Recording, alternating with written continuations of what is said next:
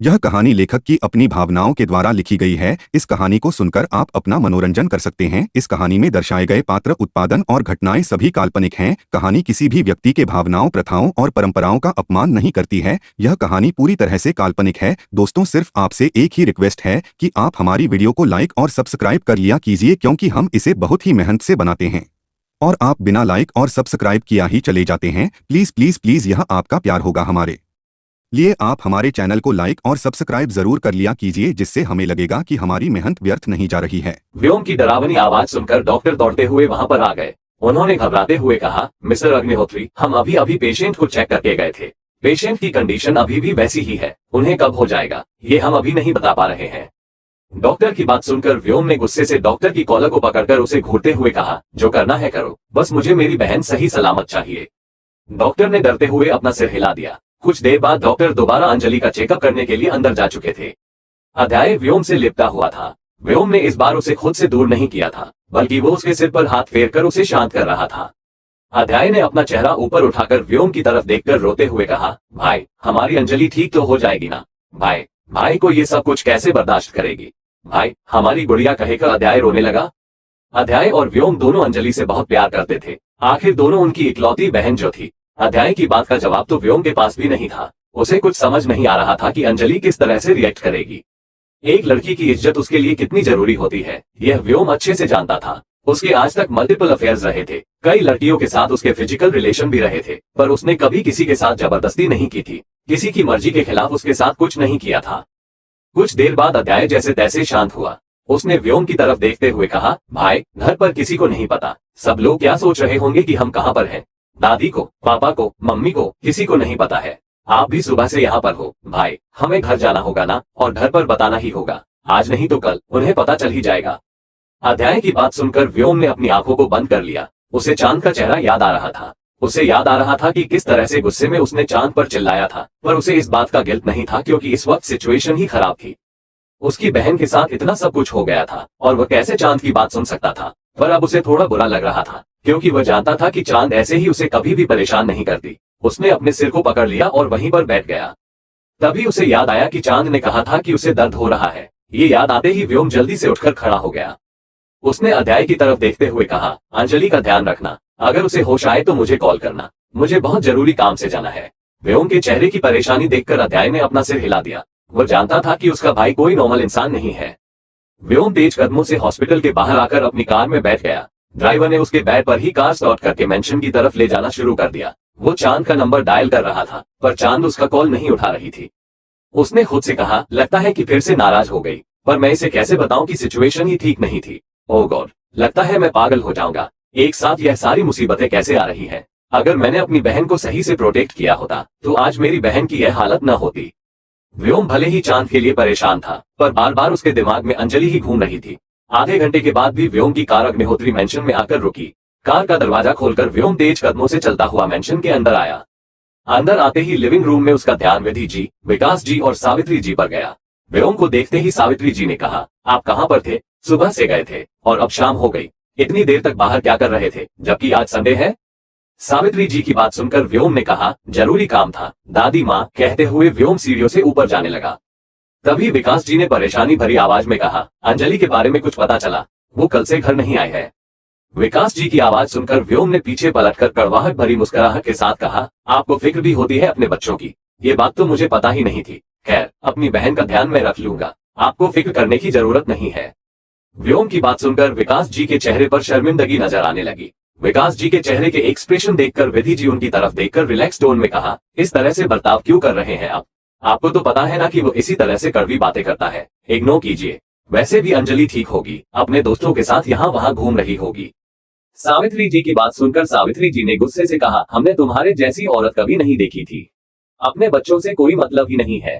तुमने बचपन में पैदा करके नौकरों के भरोसे उन्हें छोड़ दिया।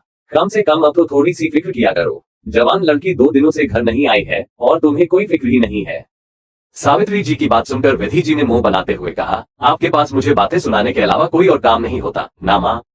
वैसे भी जब तक मुझे 2-4 बातें आप सुन नहीं लेती, आपका खाना हजम नहीं होता। और रही बात मेरी अंजलि की, तो मुझे पता है कि वह कितनी समझदार है। उसे अच्छे से पता है कि वह क्या कर रही है और क्या नहीं। यही तो उम्र होती है जिंदगी जीने की। अगर अब जिंदगी नहीं जिएगी तो कब जिएगी? क्या आप चाहती हैं कि वह घर पर बैठकर पूजा पाठ करे? ये करने की आपकी उम्र है। उसकी उम्र के बच्चे पार्टी करेंगे, घूमेंगे फिरेंगे, मौज करेंगे। वह वही कर रही है। कहते हुए विधि जी अपनी जगह से उठकर खड़ी हो गई। उनकी बात सुनकर सावित्री जी ने गुस्से से कहा, जिस तरह से तुमने खुद की लाइफ बर्बाद कर दी, तुम चाहती हो कि तुम्हारे बच्चे भी खुद की लाइफ बर्बाद कर दें। तुम्हारे जैसी माँ होने से अच्छा उनकी माँ ही ना होती। सावित्री जी की बात को इग्नोर करके विधि जी ने विकास जी की तरफ देखते हुए कहा, मैं श्रीमती अग्रवाल की किटी पार्टी में जा रही हूँ। मुझे आने में रात हो जाएगी। मेरा इंतजार मत करना डार्लिंग। कहते हुए विधि जी ने विकास जी के गाल पर किस करके वहां से चली गई। उनके वहां से जाते ही सावित्री जी ने गुस्से से कहा, हमने जिंदगी में कभी तुम्हें नहीं कहा, पर हम ये कह रहे हैं, तुमने अपनी जिंदगी अपने हाथों से बर्बाद की है।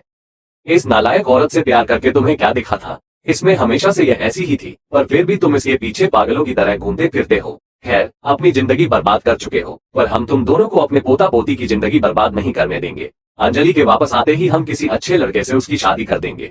अब बहुत हो गया इस लड़की का। ये लड़की ऐसे नहीं सुधरने वाली। इसकी शादी करेंगे तभी यह सुधरेगी। कहते हुए सावित्री जी अपने रूम में चली गई। विकास जी ने भी गहरी सांस ली और अपने रूम में चले गए। वह विधि से बहुत प्यार करते थे, जिस वजह से वह उन्हें कुछ भी नहीं कहते थे, क्योंकि विधि काफी बार उन्हें छोड़कर जाने की धमकी दे चुकी थी और विकास जी ऐसा बिल्कुल भी नहीं चाहते थे।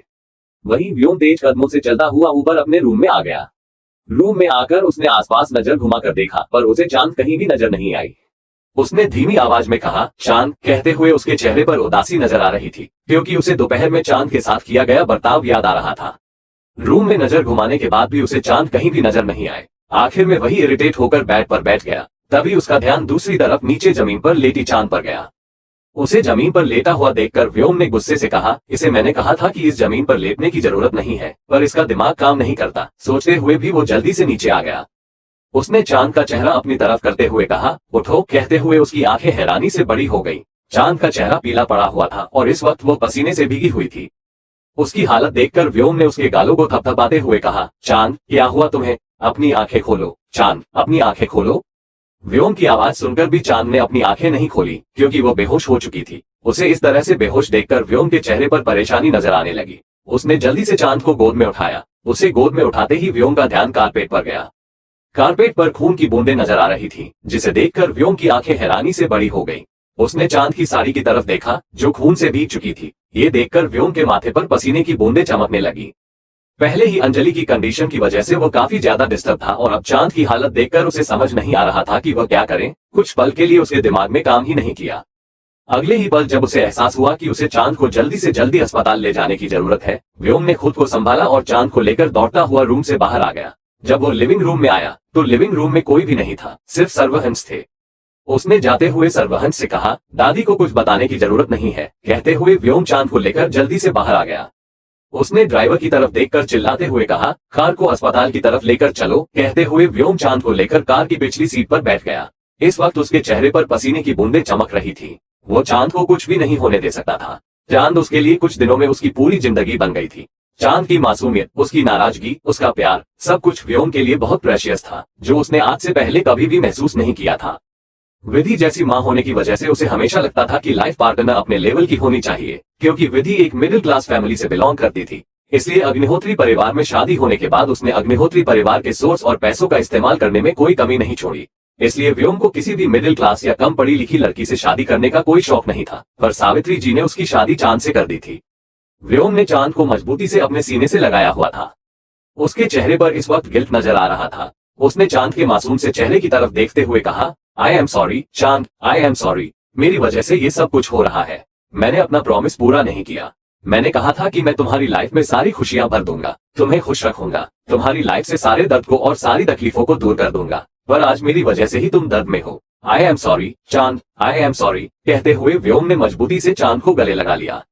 चांद की साड़ी पूरी खराब हो चुकी थी, पर व्योम को कोई फर्क नहीं पड़ रहा था कि चांद के कपड़ों की वजह से उसके भी कपड़े खराब हो जाएंगे।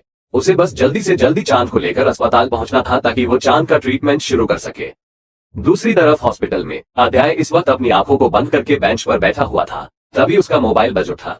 मोबाइल की आवाज सुनकर उसने देखा कि सावित्री जी का कॉल था। ये देखकर उसने जल्दी से कॉल उठा लिया और कॉरिडोर से चलता हुआ दूसरी तरफ जाने लगा। उसने शांत लहजे में कहा, व्हाट हैपेंड दादी माँ, आपने कॉल क्यों किया है? दूसरी तरफ से सावित्री जी ने गुस्से से कहा, अध्याय, तुम्हारी माँ औरत नहीं है, वह राक्षस है। उसके जैसी औरत हमने कभी नहीं देखी। अंजलि 2 दिनों से घर नहीं आई और उसे लगता है कि वह अपने दोस्तों के साथ घूमने के लिए गई होगी। उसने एक बार भी अंजलि को कॉल करके ये पूछना जरूरी नहीं समझा कि क्या वह सच में अपने दोस्तों के साथ है। तुम्हारी माँ जैसी औरत इस दुनिया में हो भी कैसे सकती है? सावित्री जी की बात सुनकर अध्याय ने कुछ नहीं कहा। बचपन से ही सावित्री जी अपना सारा गुस्सा विधि जी पर निकालती थी और जो होता था अध्याय के सामने रख देती थी। अध्याय भी सावित्री जी के ज्यादा करीब था, इसलिए वह अपनी माँ की बुराई सुन लेता था, क्योंकि वह जानता था कि उसकी माँ सच में गलत है। उसकी माँ ने कभी भी बाकी बच्चों की माँ की तरह उनकी देखभाल नहीं की थी, उनसे प्यार नहीं किया था और उन्हें अपने हाथों से खाना नहीं खिलाया था। इसलिए अध्याय की अटैचमेंट भी सावित्री जी के साथ ही ज्यादा थी। उसने सावित्री जी को शांत करते हुए कहा, डोंट वरी दादी माँ, एक दिन मॉम को अपनी गलती का एहसास जरूर होगा।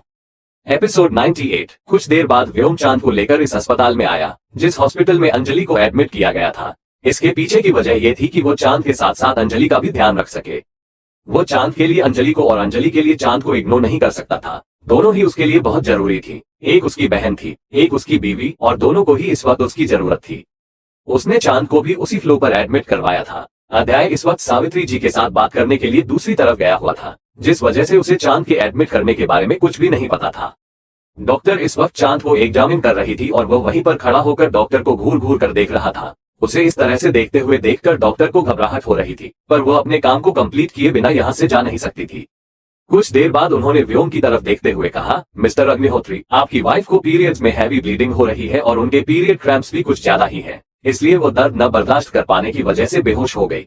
उनकी बॉडी भी काफी ज्यादा कमजोर है। हमें इनका 3 से 4 महीने तक अच्छे से ट्रीटमेंट करना होगा, तब जाकर यह 6 महीने के बाद पूरी तरह से रिकवर हो पाएंगी। इनकी ओवरी में भी गांठ है। डॉक्टर की बात सुनकर व्योम ने कहा, ये बातें आप मुझे पहले ही बता चुकी हैं। अब मुझे ये बताइए कि मुझे क्या करना है। इसकी कंडीशन देखिए, उसका चेहरा देखिए। मैं चाहता हूँ कि मेरी वाइफ पूरी तरह से ठीक हो जाए। व्योम की बातें सुनकर डॉक्टर ने कहा, डोंट वरी मिस्टर अग्निहोत्री, अगर हम इनका अच्छे से ध्यान रखेंगे और इनके डाइट का अच्छे से ध्यान रखेंगे तो ये जल्दी ठीक हो जाएंगी। आप फिक्र मत कीजिए। डॉक्टर की बात सुनकर व्योम ने चांद के छोटे से चेहरे की तरफ देखकर अपना सिर हिला दिया। कुछ देर बाद डॉक्टर बाहर जा चुकी थी। व्योम चांद के चेहरे की तरफ देख रहा था। चांद का छोटा सा चेहरा पीला पड़ा हुआ था और उसकी आंखों के नीचे आंसू के निशान बने हुए थे। व्योम ने चांद के माथे को चूमते हुए कहा, आज के लिए सॉरी, मैंने अपना गुस्सा और फ्रस्ट्रेशन तुम पर निकाल दी और मेरी वजह से तुम्हारी हालत हो गई। काश मैं तुम्हारी बात सुन ली होती, पर उस वक्त कंडीशन सही नहीं थी। आई नो कि मैं एक अच्छा हस्बैंड नहीं हूँ, बट मैं एक अच्छा हस्बैंड बनने की पूरी कोशिश करूंगा।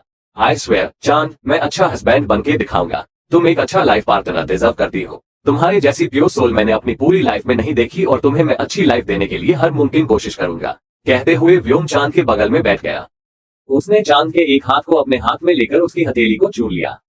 चांद के दूसरे हाथ में ड्रिप लगी हुई थी। कमजोरी की वजह से चांद को ड्रिप लगाना जरूरी था। व्योम को यही लग रहा था कि चांद को बहुत दर्द हो रहा होगा। वह खुद न जाने कितने लोगों की जान ले चुका था, पर अपनी प्यारी सी बीवी के हाथों में एक सुई चुभते हुए भी नहीं देख पाता था। वो चांद की तरफ देख ही रहा था कि तभी उसे जोर से दरवाजा खोलने की और अध्याय के चिल्लाने की आवाज सुनाई दी। भाई, भाभी को क्या हुआ है? कहते हुए अध्याय अंदर आ गया। उसे बॉडीगार्ड से पता चला था कि व्योम चांद को लेकर हॉस्पिटल आया है। अंदर आते ही अध्याय का ध्यान बेड पर बेहोश पड़ी चांद पर गया। चांद की हालत देखकर अध्याय को घबराहट होने लगी। अंजलि के साथ जो कुछ भी हुआ था, उसके बाद उसका दिमाग कुछ भी सोचने समझने की कंडीशन में नहीं था। उसे इतना घबराया हुआ देखकर व्योम ने उसे घूरते हुए कहा, डोंट वरी, कुछ नहीं हुआ है। कमजोरी की वजह से बेहोश हो गई थी, इसलिए मैं हॉस्पिटल लेकर आया। तुम घर जाओ, वरना तुम्हें भी अस्पताल में एडमिट करने की जरूरत पड़ेगी। अध्याय ने व्योम की बात सुनकर रोते हुए कहा, नहीं भाई, मैं कहीं नहीं जाऊंगा। मैं कहीं भी नहीं जाने वाला। भाभी को क्या हुआ है? पहले अंजलि और फिर भाभी, मैं उनकी हालत नहीं देख पा रहा हूँ। अध्याय की बात सुनकर व्योम ने गुस्से से उसे घूरते हुए कहा, तो क्या करना चाहते हो? लड़कियों की तरह रोना चाहते हो?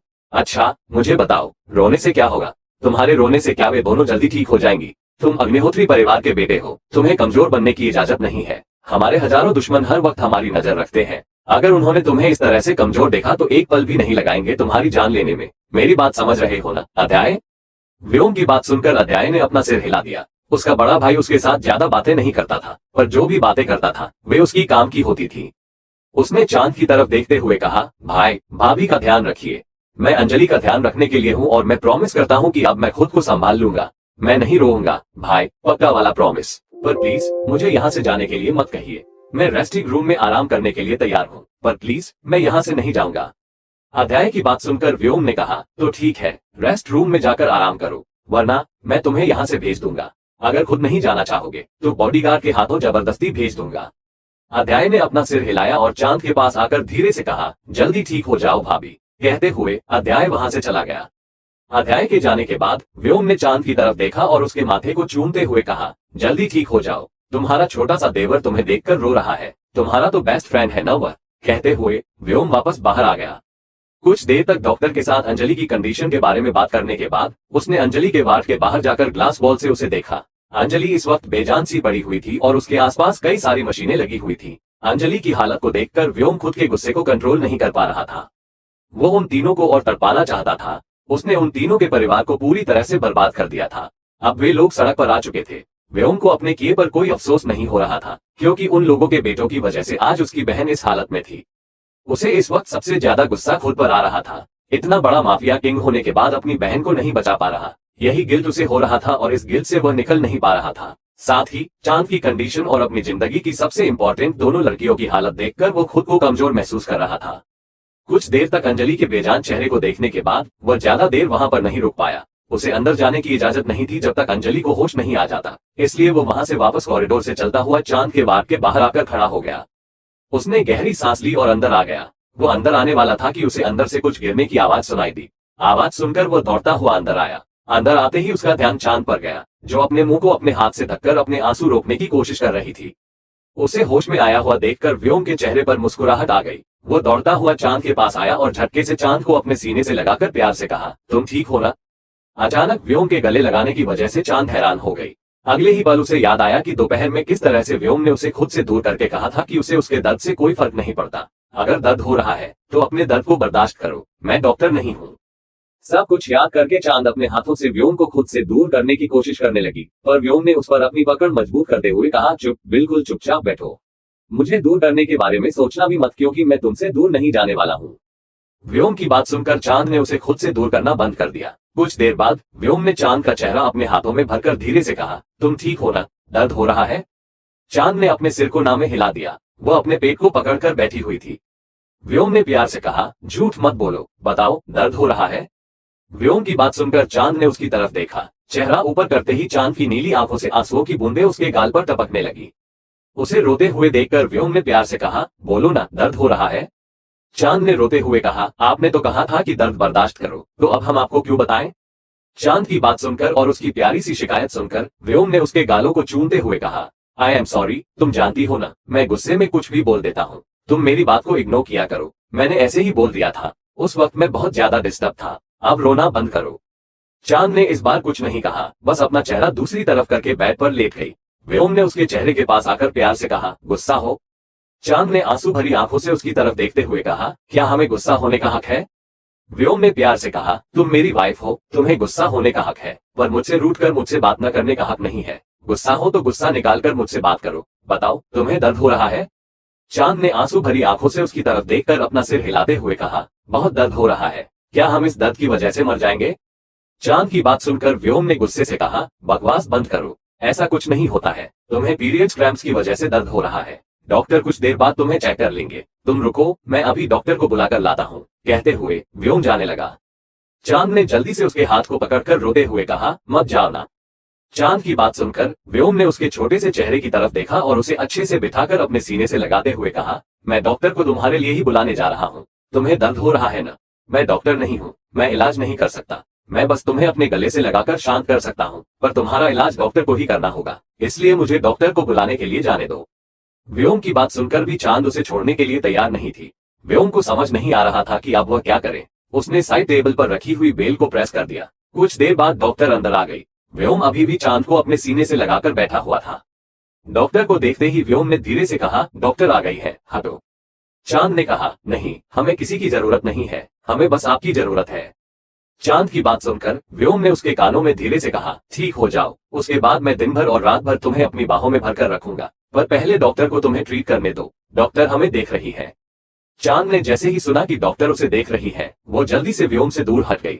डॉक्टर ने अपनी मुस्कुराहट को छुपाते हुए कहा, व्हाट हैपेंड मिस्टर अग्निहोत्री, क्या इन्हें अभी भी दर्द हो रहा है? व्योम ने डॉक्टर को घूरते हुए कहा, तो मैंने तुम्हें यहाँ पर क्या कबड्डी खेलने के लिए बुलाया है? मेरी वाइफ का दर्द हो रहा है, मैंने तुमसे कहा था कि उसे होश में आने के बाद दर्द नहीं होना चाहिए, पर उसे अभी भी दर्द हो रहा है। कैसे डॉक्टर हो तुम? तुम्हारा लाइसेंस मैं अभी के अभी कैंसिल करवाता हूँ। व्योम की बात सुनकर डॉक्टर के चेहरे पर पसीने की बूंदें चमकने लगी। उन्होंने डरते हुए कहा, मिस्टर अग्निहोत्री, हम भगवान नहीं है, हम बस इलाज कर सकते हैं, पर पेशेंट की बॉडी इलाज पर किस तरह से रिएक्ट करती है वो पेशेंट के ऊपर डिपेंड करता है। आप इस तरह से हमें धमकी नहीं दे सकते। कहते हुए डॉक्टर ने अपने माथे पर आए पसीने को पोंछा। व्योम ने उसे घूरते हुए कहा, मैं क्या कर सकता हूँ और क्या नहीं, ये तुम अच्छे से जानती हो। चुपचाप जो करना है करो। मेरी वाइफ को दर्द नहीं होना चाहिए और उसकी आंखों में आंसू नहीं दिखने चाहिए मुझे। व्योम की धमकी सुनकर बेचारी डॉक्टर ने घबराते हुए अपना सिर हिलाया और चांद के पास आ गई। चांद हैरानी से व्योम की तरफ देख रही थी। एपिसोड 99। चांद हैरानी से व्योम की तरफ देख रही थी, जिसने अभी अभी डॉक्टर को धमकी दी थी। उसे समझ नहीं आ रहा था कि वो किस तरह से रिएक्ट करे। डॉक्टर ने डरते हुए चांद की तरफ देखा और कहा, मैडम, आपको क्या अभी भी बहुत ज्यादा दर्द हो रहा है? डॉक्टर के चेहरे पर परेशानी देखकर चांद ने बस अपना सिर नामे हिला दिया। इसे देखकर व्योम ने गुस्से से कहा, झूठ बोलने की जरूरत नहीं है, मैं जानता हूँ कि तुम्हें दर्द हो रहा है। तुम्हारे चेहरे को देखकर बता सकता हूँ कि इस वक्त तुम कितने दर्द में हो। सच सच डॉक्टर को बताओ कि तुम्हें दर्द हो रहा है या नहीं। झूठ बोला तो मैं तुम्हारी जबान काट दूंगा, क्योंकि तुम झूठ इसी जबान से बोलोगी। व्योम की धमकी सुनकर चांद ने डरते हुए डॉक्टर की तरफ देखा और बस अपना सिर हिला दिया। डॉक्टर हैरानी से व्योम की तरफ देख रही थी, जिसने पहले उसे धमकी दी और अब अपनी खुद की बीवी को धमकी दे रहा था। कुछ देर बाद डॉक्टर ने चांद को पेन किलर दे दी। अब चांद को दर्द से थोड़ी राहत महसूस हो रही थी। डॉक्टर ने व्योम की तरफ देखते हुए कहा, क्योंकि यह उनके पीरियड का सेकंड डे है, तो इन्हें अभी भी पेन होगा और कल भी शायद थोड़ा पेन हो सकता है। उसके बाद दिन में दर्द नहीं होगा। हम अभी से उनकी ट्रीटमेंट शुरू कर रहे हैं। उनकी ट्रीटमेंट में कम से कम 6 महीने का वक्त लगेगा। इस बीच आपको इनकी डाइट का प्रॉपर ध्यान रखना होगा। अगर इस बीच उन्होंने अपनी डाइट को अच्छे से फॉलो नहीं किया तो हमारी ट्रीटमेंट का कोई फायदा नहीं होगा। भविष्य में बहुत सारी मुश्किलें आ सकती है। आप समझ रहे हैं ना? डॉक्टर की बात सुनकर व्योम ने अपना सिर हिला दिया। उसने चांद की तरफ देखा, जिसकी आंखें बंद थी। वो चांद को कुछ भी नहीं बताना चाहता था कि उसकी कंडीशन कितनी खराब है। वैसे भी चांद छोटी छोटी बातों पर रोने लगती थी। अगर उसे पता चल गया कि उसके साथ भविष्य में ये सब कुछ हो सकता है तो वह घबराकर और भी ज्यादा रोने लगेगी। ये सोचकर व्योम ने उसे कुछ न बताना ही सही समझा। कुछ देर बाद डॉक्टर वहां से जा चुकी थी और चांद अपनी आंखें बंद करके बेड पर लेटी हुई थी। व्योम ने उसकी तरफ देखते हुए कहा, तुमने लंच किया था दोपहर को? व्योम की बात सुनकर चांद ने अपना चेहरा ऊपर उठाकर उसकी तरफ देखा और बस अपना सिर नामे हिला दिया। इसे देखकर व्योम को गुस्सा तो आया, लेकिन ये सोचकर कि चांद की तबीयत ठीक नहीं है, उसने कुछ नहीं कहा और वार्ड के बाहर आ गया। उसे इस तरह से जाते हुए देखकर चांद घबरा कर उठकर बैठ गई। उसे लगा कि नाराज होकर गया है। उसने खुद से कहा, नाराज होकर गए क्या? पर हमें उनसे नाराज होना चाहिए। इन्होंने हमें इग्नोर किया था, हमने नहीं। चांद ये सब सोच ही रही थी कि तब तक व्योम वापस अंदर आ गया। उसने चांद को बैठा हुआ देखकर उसे घूरते हुए कहा, मैंने तुम्हें लेटने के लिए कहा था, तुम उठी क्यों?